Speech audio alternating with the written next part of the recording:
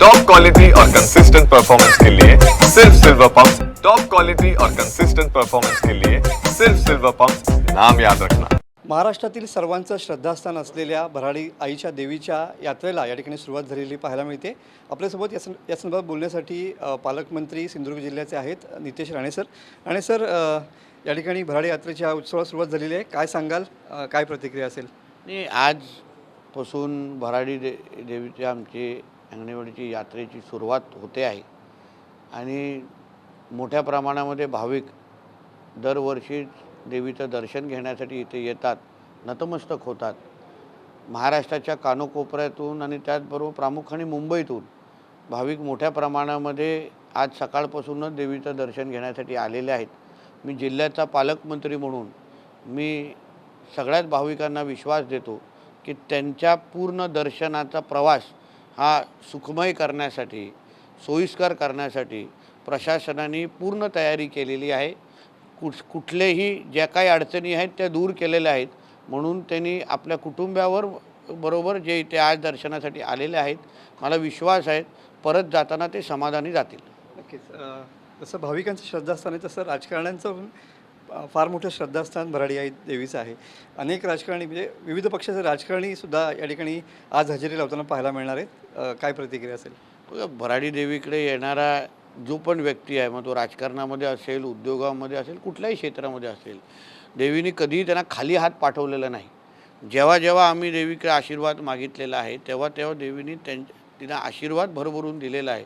आणि म्हणून राजकीय क्षेत्रातले पण आम्ही सगळेजण, गेल्या वर्षी तर आमच्यासाठी फार महत्त्वाचा वर्ष होता सगळ्यांसाठीच, म्हणून आम्ही मोठ्या प्रमाणामध्ये म्हणजे दरवर्षी आम्ही तर येतोच, पण आम्ही आशीर्वाद मागितला, देवीने भरभरून आशीर्वाद दिला।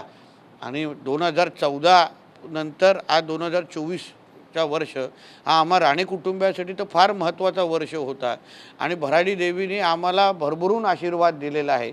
आणि म्हणून आम्हाला सगळ्यांसाठी जे काय राजकीय क्षेत्रातले लोक येत आहेत ते प्रत्येकजण आपल्या पद्धतीने देवीकडे असणारं त्यांची आस्था, प्रेम त्या दृष्टिकोनातून आशीर्वाद मागण्यासाठी देतात। मी म्हणण्याप्रमाणे गेल्या वेळेला विधानसभा खूप महत्त्वाची होती, आता येऊ घातली मुंबई महानगरपालिका, सर्वांच्या नजरा या महानगरपालिकेला लागलेल्या पाहायला मिळत आहेत।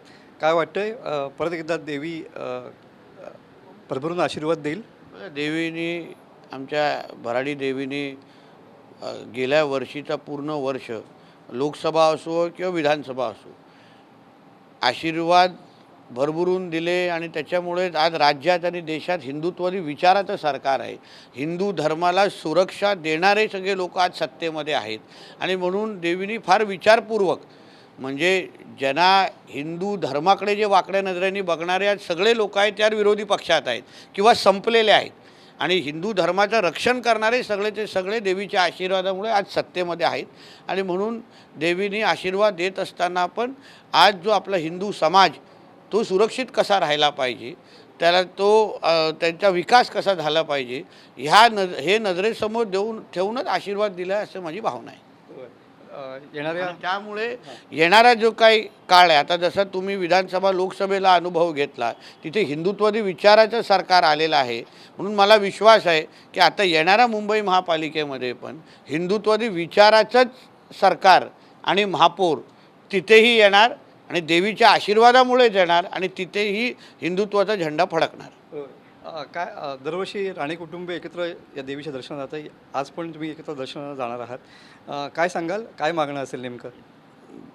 ह्या वर्षी मी स्वतः तरी देवीच्या आभार मानण्यासाठी आणि नतमस्तक होण्यासाठी मी तिच्याकडे आज जाणार आहे, आशीर्वाद आणि आभार मानण्यासाठी जाणार आहे। कारण की देवीने आम्हा राणे कुटुंबियाला आणि मला स्वतः आज ह्या महाराष्ट्र राज्याचा एक कॅबिनेट मंत्री म्हणून जबाबदारी मला मिळालेली आहे, मी जिल्ह्याचा पालकमंत्री म्हणून आज इथे आहे, म्हणून हे सगळे आशीर्वाद, हे सगळे जे काही जबाबदाऱ्या ह्या देवीच्याच आशीर्वादामुळे मिळालेल्या अशी माझी भावना आहे। म्हणून आज जाऊन देवीचा आशीर्वाद घेऊन मी नतमस्तक होणार आहे। नक्कीच, हे होते सिंधुदुर्गचे पालकमंत्री नितेश राणे सर। कॅमेरामन समित गजनेसह मी मनोज डेले, TV9 मराठी, सिंधुदुर्ग।